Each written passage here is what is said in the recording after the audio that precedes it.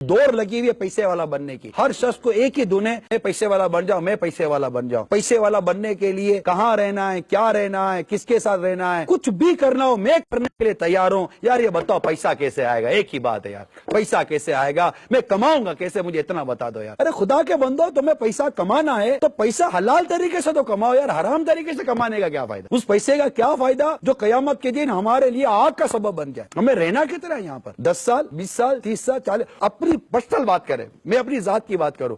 بیوی بچے ابھی ایک طرف رکھے, ٹھیک ہے, میری 20 سے 22 سال کی زندگی تو خالی پڑھائی میں نکل گئی, کچھ بھی نہیں کیا. 20-22 سال کی زندگی اسی میں نکل گئی. 18-19 سال کا ہوا تو کاروبار کرو, کام کاج کرو, نوکری کرو, کل شادی ہوگی, اچھا بھائی کرتے ہیں. اب بعد پڑھائی میں اور اسی چیزوں میں نکل گئے.